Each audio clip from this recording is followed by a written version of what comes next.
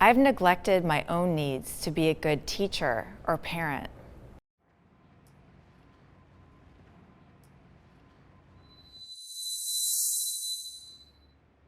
I think back to my first couple of years. I wasn't getting sleep, wasn't eating right, wasn't, just socializing right, wasn't doing anything right. And I remember pulling all-nighters, stuff like that. Just stuff that totally was not healthy for me. I've gotten more mature in the profession, so I've improved that work-life balance, but. Work-life balance? What is that? That's what is wild. that? I went to school for a long time to get my degree in nursing, and the year that I graduated, I got pregnant, I got married, and I had to put my stuff aside, my career aside for them. But I know that as they're getting older, they're needing me less. My children are 12 and 14 now, and I graduated about 14 years ago. It's something I pushed aside. I feel like I can kind of piggyback off of what you experienced. I was going to school a few years ago. Childcare became an issue, so I had to stop. I'm not angry about it, but I would have definitely liked to have finished school. But that's just part of being a parent. We want our kids to thrive and succeed, and whatever that takes. If it's like putting us on the back burner, then I feel like most of us just. And it's worth it. Yeah, exactly. I agree with you. Being a single parent is extremely hard. There's a lot that goes into it behind the scenes that people don't realize. Childcare being a very big one. I was working 2 jobs, taking my son to school, picking him up, trying to have dinner ready before I went to my second job, get home to let the babysitter go, to have to do the whole bath routine, and it was exhausting. I felt very stuck. I felt like, well, what's the point? What helped me push through was knowing that giving up wasn't an option. No, I don't have that luxury to give up. I didn't want to give up. Single parent, just the same. So single parent, educator, just many different hats. Both roles require heavy levels of sacrifice to care for all of your students. But then your own children need some said things. Things may be going the way they are at home, but the teacher, you have to leave that at the door. But sometimes you're with students and you've got that challenging student. You're like, you know what? My life is already a mess. So if you don't sit down, all the things just pile on top of each other. When my son started kindergarten, I stepped down in my career. I was a principal of an elementary school, and I couldn't keep up with being a principal. So I make less money and I have a lot more hours with him. I chose to be a single parent. I adopted my son when he was in kindergarten. Even though he's 13, I still am watching him at night and making sure I know where he's at and being available. And so some of my social life has really changed. What motivated you to adopt? I always wanted a kid, but never found the person I wanted to have a kid with. And it was fun. But I did the foster system. I got him when he was 2 years, 10 months, and I adopted him at 5. I'm doing it alone, and I did not want to ever do it alone. It's different. There's no one to bounce things off, or there's no good cop, bad cop. Yes. So I'm also a tennis coach. So sometimes I've left campus at 8 p.m. just because I've had some athletes who can't get a ride home or until that time. So I've stayed with them. Going home so late, I come home so tired, and sometimes I've skipped lunch because I've had students come in who need to talk, who need extra tutoring, and so just those small sacrifices, I feel. You're like a second parent. Yes. Support. I think just being there for my sons, my own children, just as an educator, missing a lot of moments that mattered greatly. Sacrificing time with my kids has been the largest detriment, and they've said as much. For my own specific reasons, it's hard for me to tap into emotional things. I don't know often how I feel. I'm just really thinking about how they feel. And if they're sad, then of course that makes me sad. I'm certain I don't take up space to feel my emotions because they're heavy. I think if I take the time to look at, to analyze, to dissect further, to maybe get some therapy woven into that, I think it'll be so heavy. And I know I'm the single parent of my children, and I don't know where I'll be in the place of growing and healing, because I know there's gonna be a time maybe when I'll heal and I'll get to the desired objective, but in the midst of me, I don't know what would happen, so I just stay away from it. I feel like when my kids are a little bit older, I don't have to take them to practice, I don't have to have, spend the night things with I just don't feel safe enough to be able to heal my pain, quite honestly. What if the story you're telling yourself isn't the whole story? We're all moving through life boxed inside an invisible, personal reality filter, a perception box. Your perception box shapes how you see the world and how you judge yourself and others, often without you even realizing it. So if something in this episode makes you a little uncomfortable, ask yourself, what am I reacting to? What story am I believing? And what might I be missing? Now let's get back to the video. I've lost control of my emotions in front of a child.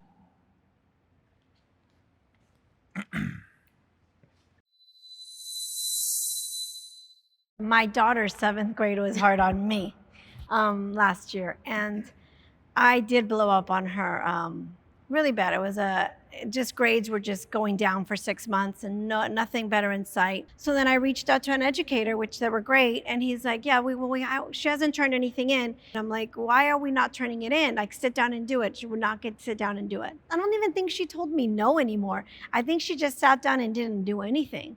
I was like, I've been trying to help you. I can't sit down and do it for you. I think was part of my yelling and conversation. I want this for you, but you need to want it more than I want it. Immediately, you just feel bad. You don't want to see yourself intimidating your child when we're trying to teach them. I'm trying to act like an educator. I'm trying to be a teacher and not be a terrible parent. I'm usually so hopeful, so positive. I try not to be angry, but I'm like, why am I this person? How can I move through my frustrations as a parent? My lack of listening, my lack of, discipline here. And when I'm getting agitated or very upset, I'm choosing to walk out, now very respectfully too. So they've respected, they've grown. I hope they've seen me grow. So I'm trying to be better, always. But yes, we lose our cool. I don't think I was able to apologize in that moment or even months later, but it did feel so really good to apologize a year later. I think I saw myself then as a parent who was trying to be kind and loving and understanding and taking accountability, but I really was not. What I showed a year later was a real good parent trying to take accountability, trying to embrace her. I want to connect with her, so she wants to connect back with me and share back with me. She was able to confide that things were hard, there was bullying going on that were very, very difficult on her mentally and physically as well. So it felt really good that I was able to get there with her and her with me. Unfortunately, I have to strongly agree. I have lost my emotional cool with my son, as well as like another adult individual, and I've acted out of like character. During the incident, my son stayed quiet. You can tell he was embarrassed of my actions. That definitely didn't make me feel good. So him staying quiet, I can see that he was like maybe a little uncomfortable, maybe even scared of what the situation could escalate to. His safety is always, should be my number one concern. In the moment, I was not thinking of that, but it is something that I work on all the time now. Like, I'm not an angry individual, but working on like my emotions and controlling them and talking through things as opposed to like immediately yelling and cursing, and like that doesn't get anywhere. Are there any tools or mechanisms you decided to implement in your ability to regulate emotion? Because people will push it down, but then it's really not addressed and, maybe healed past. I will say I was a very angry person because of a situation, not that said situation, but a situation with another person, like a unhealthy relationship. So while I was in this unhealthy relationship, I was angry and bitter, and I've gone through depression, not wanting to do things with my son. And you don't notice it at the moment, but like you're literally walking around with a big black cloud over your head, and it's constantly raining and storming, and you're just unhappy about everything. And then when you work through that and you get to the other side, you see like small things make you smile, and you're just so grateful. And I noticed that without that toxic relationship, the relationship that I have with my son is so much better because I have so much more patience and I live in the moment. I had a disagreement with another person. It got blown up out of proportion because of a personal at-home issue. My son was there. He did witness me get out of character, meaning raising my voice, saying some foul language that I am not proud of. Reflecting back on it now, I definitely have seen like the growth that I've made and like not to repeat those same patterns and behaviors. And so I am ashamed. I don't feel like that's something any child should see. Once my at-home issues got resolved, everything else kind of got resolved. As things slowly get better, you start to patch the piecework back together, you're like, oh wow, like I can see how that behavior doesn't come up anymore. And it takes time, and you look back and you're like, oh, I can see how everything fixed itself out. I have definitely lost it at some points. The good thing is he sees when I'm starting to lose it now. So he'll say, Mom, like you're starting, like I see where it's going. He's calmer than I am. I have gotten tutors so that I don't have to be that person. Yeah, my first year teaching, I very much yelled at a student. It was quite intense. I don't feel good about it. Especially I taught 7th grade my first year. 7th graders can be irritating. I just started shouting at the kid. More experienced teacher overheard it happening. Him and I were both fans of the movie The Big Lebowski. And I remember he came up to me and was like, you know, you're being very undued right now. Like, you know, you're letting your emotions get ahead of you. But I certainly have not lost my emotions that way since. I mean, I'm not going to say I'm Spock. I mean, I've definitely had emotional moments, but it's very much impacted how I think about my role as a teacher. I felt helpless when a child was struggling and I couldn't help.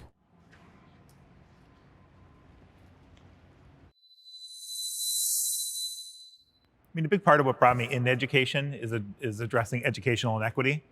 You know, the idea of an achievement gap, and that there are some kids that have access to opportunities that other kids don't. I have seen many times where a student starts getting wrapped up in the system, things like illegal activity and that, and I felt helpless to get them out of it, to help steer them on the right path. And, you know, I do everything I can as a teacher to try to teach them the content and try to connect with them. But the forces for that are so overwhelming in a way that just were not for me as a kid who grew up in rural Minnesota, where those things just weren't around. I have felt very helpless watching students with a lot of potential that could have been doing a lot of great things, getting in legal trouble, ending up in juvenile detention, things like that. I felt helpless to help them as much as I want to, as much as I try to. And having students succumb to the circumstance, and not just, you know, gang activity or just different unfavorable behaviors, but to be, they're gone now. And it's very challenging because they come in the classroom and you see them and you're like, oh, if you could just, but it's not a just you could just do a thing, because it's kind of the space that they're submerged in, and just to feel like this student could be so many great things, and to hope that they could at least make it out of this particular space or circumstance, and then to have them gone and just like, man, the loss of this potential. I have all 10 ACEs, and that's adverse childhood experiences. So just different levels of neglect and or abuse. I was always an overperforming student because of the household that I was in. So I was like, well, I have to do well in this school setting because this is the only thing that's gonna save me from the circumstance. There was an incident, and you know, my mom was hospitalized, and I was left in a circumstance, and I ran away. But I was in an AP course, an AP history course, one of the only Black female student, and the police had come into the classroom. And it was just traumatic because I had tried desperately to be the smart girl, president of the peer helpers, president of the chess club, to overperform and to do well, so people didn't have the microscope on what was going on at home. So if I was doing great, and if I was smiling and following all the rules and being a great smart student, nobody could really see that my household was riddled with abuse. Because of that, it's developed a level of empathy, because I just felt very alone in a space, in a classroom full of other students. And I think the teachers did the best that they could at that time, but it felt the safest for me to be there. But I just remember feeling how, in a room full of people, just sitting by myself. And I wanted to make an impact like that for other students, and just realizing how important the responsibility and the honor is to be able to teach and to care for children, and you don't know their background, and just to be a safe space. So that, you know, what had happened at that time really impacted the way that I walked into the classroom with a bigger, broader perspective. It wasn't just about academic proficiency and or performance. I wanted to make sure the students and the children were well and they felt loved and cared for. I tell my students all the time, especially when I work with teens, like, I'm not just talking to you because I have all these degrees and I've accumulated all this education for whatever it's worth, but I've been in that thing too. I see me in them. I have ADHD, and I've known I've had that since I was not a child, but as an older adult, as I try to struggle through high school and get through college. And now my children, in turn, at least one of them really strongly has it. My ADD is very different than her. So I've been trying to figure out ways to help her, guide her. But I feel very helpless. I feel inadequate. It's a terrible way to feel when you want to help your loved one. So I'm trying to help. So my son is in middle school, and the homework, let me tell you, I don't remember having this homework in middle school because last year he came home and he had some math. He goes, Mom, I don't understand and I need help. I was not the one. I'm looking at it like it's a foreign language. I have no idea where to start. I couldn't even guess to help you. To feel so uneducated and to not be able to help my child with something like that should be simple really hurt my feelings. So we FaceTimed his aunt, who is much smarter, and she was able to work through the problem with him as well as use the internet for resources, and they were able to get through it. But like sitting back watching, and I can't help other than call somebody or sign him up for tutoring, and it felt kind of defeating. Like I'm supposed to be the one that you come for anything you need help with, and I didn't know how to do it. In all fairness, it's Common Core. Because we do the work, we're educators, so we know the structure, how it shifted. But if I had to do so without going to school on my own, it'd be a mess. A lot of helplessness as a teacher, I have felt a particular circumstance. I'm not a special education teacher, I'm general ed. And sometimes we get students, quite often, that very well need that additional support. So when you have a student who's neurodivergent, and then to just have the student stimming at different times and doing things for regulation purposes. Every day to sit with a student that needs this support, but to have to take on additional responsibility with no support in order to do so, it just feels because you just see it in the student and you're like, oh, I want to help, because that's what my whole role is to do, is to facilitate support, but I can't even do it the way that I want to. It's a very helpless situation.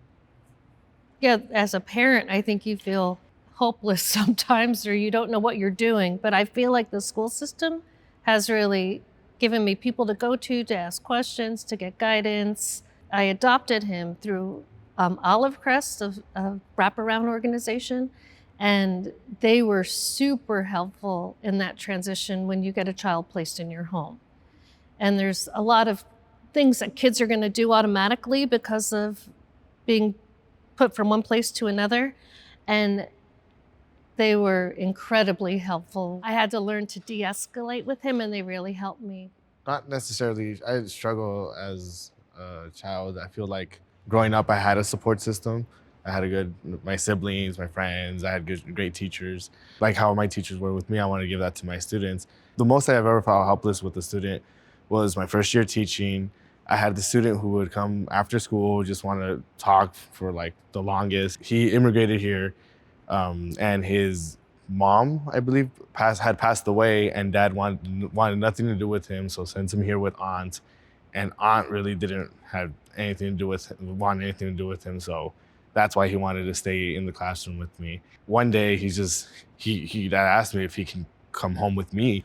I was 24 at the time, so I was like, I can't. I don't know how to go about that. I felt really bad that I couldn't help the student, but for the rest of that year, I would stay after school with the kid. I invite his friends over. I brought my Nintendo Switch so he can play with his friends, but that's the most I could do for the student. Our expectations of kids are shaped by our own childhood. By our own childhood? I mean, I think it just kind of comes naturally. It's like, well, when I was a kid, we were supposed to do this. Like, we are expecting them to jump through the same hoops we had to jump through, or go through the same experiences that we had to go through. There's like this unwritten expectation of that. You think as a teacher and as an individual person, just growing up, things were different. And so some of the behaviors in the classroom, I don't know if I find it to be negative nor positive, but I do have concerns with emotional regulation, self-control, autonomy. I just don't remember the behavior being the way that it was. And I don't know if I think that's to a negative consideration. I think there should be some expectations set. And I feel like in the classroom, there's such fluid flexibility in the kids. Just do how you feel. But this is kind of the preparation to go to the next level. And that next level will be like adulthood. And if we don't set those foundational structures in that space, feels like counterproductive. If there was a neutral, I would stand on the neutral. I don't feel like me raising my son today I don't look back on, you know what, I guess I do. Yeah, I do. I was going to say, I look back and I try not to parent the same, but then I'm trying to go with the new era, the way things are now too. You definitely take into some good qualities that my mom did, and some things that because every day it's like something new. As a parent, there's no handbook. So today I know a little bit more about being a mom than I did yesterday. And so like some things that she maybe didn't do so great. And I try and incorporate both of those positive and negative things into how I raise my son. But I do know that when I think about parenting my son, I want to do it differently than the way I was parented and the way I grew up. And I definitely use that as just to do better, to learn from their mistakes, because parenting is hard. And I don't think my mom knew what she was doing at the time. I agree. I don't think my parents knew what they were doing at all, but neither do I, because there is no handbook. There is no directions on, and both my girls are so, so different. I want to take all the good that they taught me, all the loving parts, but also there's that other balance that like I can't be your friend because then you're not listening, you're not being. Respect, it's hard. Yes, it's not easy. It's a balance. It's with schoolwork, with everything in life. I was raised very religious. So I went to all Catholic school, and so I feel like I somewhat disagree. My son's in public school, and I don't use guilt. The things of the Catholic Church, shame. He really had fear of going to hell. Now it's just like, this is what a normal, kind human being should be doing. And that's how I try to raise him. Yeah. I really enjoyed hearing from the teachers' perspectives, because moms talk all day long, oh, this and this and this, but to hear we have parent-teacher conference and you have open house and you talk to the teachers, but I don't feel like they're ever truly comfortable enough to be like, you know what, damn these kids. I really appreciate you guys being here. The benefit of being both a mom and a teacher also is having those moments where I'm mom, teacher Denise, all in the one time with my students. My children have gone through different seasons of life with me as I'm growing at that same time, and they give that unconditional love and grace. Mm-hmm. When you're frustrated with someone, what if you gave them the benefit of the doubt before jumping to conclusions? How might that change things? Hit the link below for perception box questions that invite you to zoom out, soften up, and see things a little bit differently. Oh. I should get him in here. I don't have That's awesome. Teaching us.